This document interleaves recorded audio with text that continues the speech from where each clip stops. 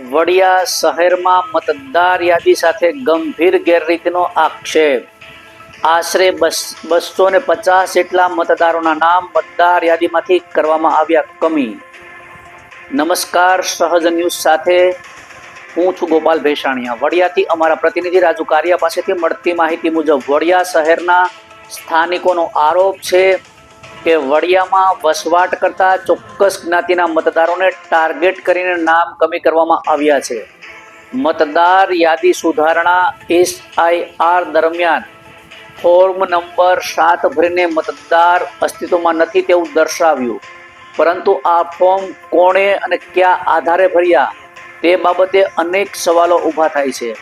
વડિયા પંથકમાં તંત્રને ગેરમાર્ગે દોરવામાં આવ્યું છે કે પછી જાણી જોઈને કોઈ ચોક્કસ જ્ઞાતિને ટાર્ગેટ બનાવવામાં આવી મતદાર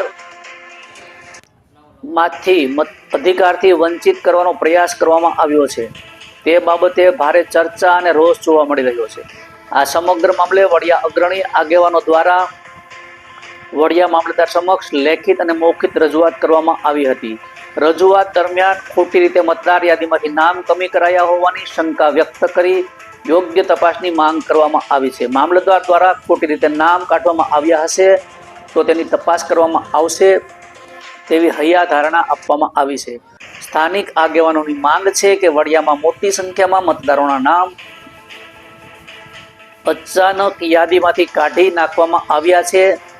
એ ફોર્મ 7 કોણે ભર્યા, કયા આધારે ભર્યા તેની સ્પષ્ટ તપાસ થવી જોઈએ। રિપોર્ટર રાજુ કારિયા, સહજ ન્યૂઝ, વડિયા।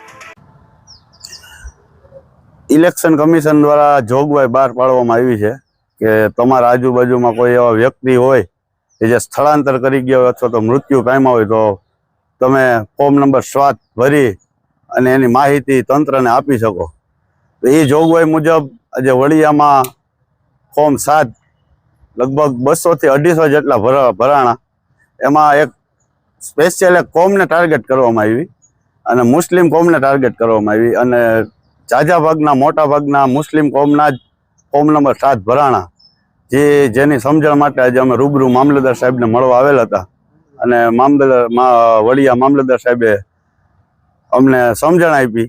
અને આમાં એક વિશેષતા એ જોવા મળી કે જે આ તંત્રની કામગીરી કરે છે BLO તરીકે, એ BLOના જ નામ આમાં રદ કરવા માટે અરજી કરવામાં આવી છે। સરકારી કર્મચારીના નામ રદ કરવા માટે અરજી કરવામાં આવી છે। અમુક એવા પેન્શનરો છે કે જે દર વર્ષે સરકારના નિયમ મુજબ હયાતી કરે છે, એના નામ કમી કરવા માટે અરજી કરી છે। ગ્રામ પંચાયત સદસ્ય અમારે જુનેદભાઈ છે, ચાલુ સદસ્ય છે, એને એવું કહેવામાં આવ્યું કે ભાઈ હયાત નથી અને આવી ખોટી રીતના ફોર્મ 7 ભરી અને તંત્રને ગેરમાર્ગે દોરવાનો પ્રયાસ કરેલ છે।